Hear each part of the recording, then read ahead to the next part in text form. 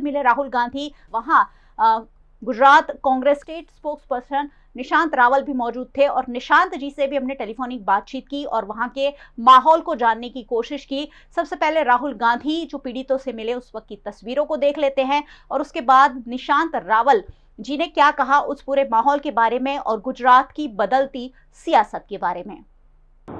निशांत जी, आज राहुल गांधी लोकसभा में उन्होंने जो कहा है कि हम आपको गुजरात में हराने जा रहे हैं, उस अभियान का कहीं ना कहीं प्रारंभ करने गुजरात दौरे पर आए और आप भी अहमदाबाद में थे। किस तरह का माहौल वहां आज देखा गया जब राहुल गांधी आए? बिल्कुल मयूरिका जी, वीएनएम के माध्यम से मैं पूरे वडोदरा की जनता को और गुजरात की जनता को राहुल गांधी जी का बहुत ही अच्छा एक मैसेज था। उन्होंने जिस तरीके से अपनी भाषण में अयोध्या का नाम लेके और अयोध्या का रेफरेंस लेके उन्होंने बात की कि जिस तरीके से भारतीय जनता पार्टी वालों ने वहां पे परिसर बनाने के नाम से, विकास के नाम से, वहां पे जो अयोध्या में इंटरनेशनल एयरपोर्ट बनाने के नाम से गरीबों के मकान तोड़ डाले, उनके जो दुकानें थी, छोटे मोटे व्यापारी, उनकी डाली और उनको रोड पे लाके खड़ा कर दिया। और आज दिन तक प्रधानमंत्री की तरफ से या तो वहां के मुख्यमंत्री योगी जी की तरफ से उनको कोई अल्टरनेटिव नहीं दिया गया, जिसकी वजह से और उनके अहंकार की वजह से उनकी अयोध्या में हार हुई। वही अयोध्या वाली गुजरात में 2027 में होने जा रही है, ये बात निश्चित है। क्योंकि जिस तरीके से भाजपा के कार्यकर्ताओं का अहंकार गुजरात में चरम सीमा पे है, वही अहंकार उनका भारत देश में भी चरम सीमा पे था, लेकिन वो टूट गया। और आज 234 सीट्स पे जब इंडिया गठबंधन और नियरली 100 सीटों पे कांग्रेस आके खड़ी है एक मजबूत विरोध पक्ष के नाम से, वही चीज गुजरात में रिपीट होगी 2017 में। आपको पता है और राहुल गांधी जी ने भी इसका रेफरेंस दिया था। 2017 में हम लोग सिर्फ 16 सीटों की वजह से सरकार नहीं बना पाए थे, कुछ कच्चा कट गया था, लेकिन इस बार 3 साल बाकी है। 2017 में पार्टी के कार्यकर्ताओं ने 3 महीने, चुनाव के 3 महीने बहुत आगे की तरफ मेहनत की थी। अभी हमारे पास 3 साल का समय है और जिस तरीके से राहुल गांधी जी ने सिग्नल दिया कि वो खुद भी आएंगे, ऑल इंडिया कांग्रेस कमेटी के हमारे आलाकमान के नेता और प्रियंका जी भी बार बार गुजरात के दौरे पे आएंगे संगठन को मजबूत करने के लिए, संगठन को नई दिशा देने के लिए, और वो रास्तों पे हम चलेंगे। और हमें विश्वास है आज हम नई एनर्जी से अपने अपने डिस्ट्रिक्ट और अपने अपने सिटी में जा रहे हैं वापिस। हम लोग राजीव गांधी भवन थे और हमें विश्वास हम जीतेंगे। निशांत जी, राहुल गांधी को अचानक ऐसा क्यों लगने लग गया है कि हम अब गुजरात जीत सकते हैं? भारतीय जनता पार्टी का गढ़ है गुजरात और यहाँ भारतीय जनता पार्टी के गढ़ में सेंध लगाना आपको भी पता है गुजरात के लिए कांग्रेस के लिए बहुत मुश्किल साबित हो सकता है। राहुल गांधी को अचानक ऐसा क्यों लगने लग गया कि हम अब गुजरात जीत सकते हैं?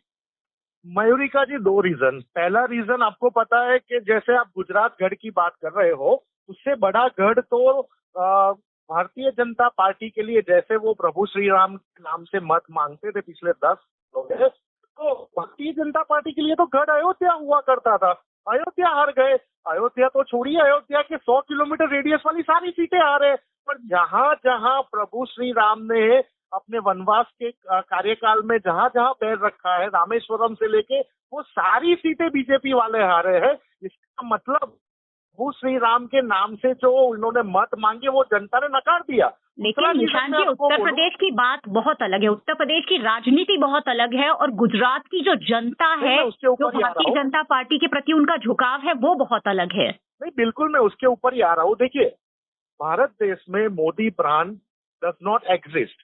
जो मोदी ब्रांड 10 सालों में हुआ करती थी वो अभी एग्जिस्ट नहीं करती है। और इसीलिए प्रधानमंत्री जी खुद वाराणसी से सिर्फ 1.5 लाख के मतों से जीत पाए। और रहा सवाल गुजरात का, जो 10 सालों में ये लोग अहंकारी भाषा यूज करते थे, हम लोग 5 लाख के मार्जिन से जीतेंगे, 26 से 26 सीटें जीतेंगे, उसमें तो कांग्रेस ने ब्रेक लगा दी। और राजकोट का बेस्ट एग्जाम्पल आपके सामने है समझने के लिए कि जिस तरीके से राजकोट की जनता, जहाँ पे एमएलए भी अपने वडोदरा की तरह सारे एमएलए भारतीय जनता पार्टी के, एमपी भी भारतीय जनता पार्टी के, लेकिन फिर भी कांग्रेस को साथ सरकार दिया। कांग्रेस के हमारे नेता रोड पे उतर के लोगों को लिफलेट बांटे कि भाई वहां पे जो अग्निकांड हुआ था उसके लिए हमें सज्जड़ बंद रखना है। और वो बंद रखने के लिए जो राजकोट की जनता ने हमें सपोर्ट दिया, दैट मीन्स अब यू टर्न गुजरात में हर जगह पे लगना शुरू हो गया है। और सबसे बड़ा रीजन मैं आपको बोलूं तो 2022 में आम आदमी पार्टी भी गुजरात में लड़ी थी और कांग्रेस लड़ी थी, जिसकी वजह से वोट डिवाइड हो गए थे। और वो ना हो इसलिए राहुल गांधी जी स्पष्ट भाषा में बोल रहे हैं इंडिया गठबंधन सरकार बनाने जा रही है। और लोगों का मूड चेंज हो रहा है मयूरिका जी, बिल्कुल चेंज हो रहा है। बनासकांठा सीट हम जिस दिन से जीते उस दिन से ये तय हो गया था, और पाटन और आनंद की सीट आपको पता है बहुत कम मार्जिन से हम लोग आ रहे हैं। तो ये ट्रेंड चेंज हो गया है अभी। जी, भारतीय जनता पार्टी के जो नेता हैं वो लगातार ये आरोप लगा रहे हैं कि सूरत तक्षशिला कांड को तो 5 साल हो गए, मोरबी कांड को भी बहुत ज्यादा वक्त हो गया, यहाँ तक कि राजकोट का अग्निकांड है, हरणी बोट कांड को तो वक्त हो ही गया है, राजकोट का अग्निकांड है उसको भी वक्त हो गया। तो अब राहुल गांधी को उन पीड़ितों से मिलने की क्या जरूरत लग गई? ये संवेदना वाली जो राजनीति की बात आज हो रही है उस पर तो सवाल उठता है कि अचानक राहुल गांधी अपने फायदे के लिए इन पीड़ितों से मिलने क्यों आ रहे हैं? मयूरिका जी, सबसे रिसेंट जो भारत देश में दो बड़े कांड हुए, एक राजकोट का अग्निकांड हुआ और हाथरस का हत्याकांड हुआ। वो दोनों जगह पे वो दोनों विक्टिमों को राहुल गांधी जी ने मिले और टाइम पे मिले। आपको पता है संसद चल रहा था, नई सरकार का फॉर्मेशन चल रहा था, कुछ चीजें कुछ कमिटमेंट्स देश में देशव्यापी मुद्दों पे होते हैं। लेकिन राहुल गांधी जी तो चलो 1-1.5-2 महीने में आ गए ना, राजकोट की जो घटना हुई उसके 2 महीने में आ गए। प्रधानमंत्री जी उसके सामने 1.25 साल से मणिपुर में नहीं जा रहे। मणिपुर जल रहा है, मणिपुर में सिविल वॉर चल रहा है, मणिपुर में अशांति है। प्रधानमंत्री जी के पास तो 1.25 साल से टाइम नहीं है मणिपुर जाने के लिए। उसके बारे में भी हमें चर्चा करनी चाहिए। राहुल जी तो आज आए, वो मोरबी के जो विक्टिम्स है उनको मिले, हरणी बोटकांड अपने वडोदरा के विक्टिम्स को मिले, हमारे आंखों के सामने मिले, राजकोट के विक्टिम्स को मिले और उनको न्याय दिलाने के लिए हम सबको उन्होंने इंस्ट्रक्शन दी। और उनसे भी जो हो पाता है, अगर संसद में आवाज उठाना है तो वो उठाएंगे। वो प्रॉमिस करके गए और जो प्रॉमिसेस राहुल गांधी जी ने पिछले 10 सालों में ये देश को दी है वो निभा के दी है। लेकिन सामने प्रधानमंत्री जी ने तो मणिपुर हमारा स्टेट ही नहीं है, मणिपुर हमारा कोई राज्य ही नहीं है, ऐसी हालत बना के रख दी है। नहीं गृह मंत्री वहां पे जाते हैं, नहीं प्रधानमंत्री वहां पे जाते, बस एक ट्वीट कर देते, 2-5 मिनट की स्पीच देते, बात खत्म हो गई। कितने लोग मर रहे हैं मणिपुर में। नेता प्रतिपक्ष के रूप में राहुल गांधी ने जो भाषण दिया वो बहुत ज्यादा चर्चा के केंद्र में रहा, लेकिन प्रधानमंत्री ने उस भाषण को बालक बुद्धि करार दे दिया। उस पर क्या कहेंगे निशांत जी आप? अरे प्रधानमंत्री जी जो बालक बुद्धि जैसे शब्दों का संसद में प्रयोग करते हैं, उन्होंने दिल्ली की एक डिजाइनर मीडिया के जो डिजाइनर पत्रकार है उनके सवाल पे प्रधानमंत्री जी ने ये बोला था कौन राहुल, दिखा दिया ना राहुल गांधी जी ने। आपने और हमने सालों के बाद, इनफैक्ट 10 साल के की डेस्क तक रखने जाने के लिए राहुल गांधी जी को साथ में पड़ा था। ये हमने 10 सालों के बाद, 10 साल मीडिया भी तरस रही थी कि विरोध पक्ष मजबूत बने और कांग्रेस पार्टी भी तरस रही थी और देश की जनता भी तरस रही थी। तो प्रधानमंत्री का जो बचा खुचा अहंकार है, उनका मोस्ट ऑफ अहंकार तो ये लोकसभा के चुनाव में टूट गया है जी। बचा खुचा अहंकार है इसलिए है कि नीतीश नायडू डिपेंडेंट अलायंस की सरकार बनी है।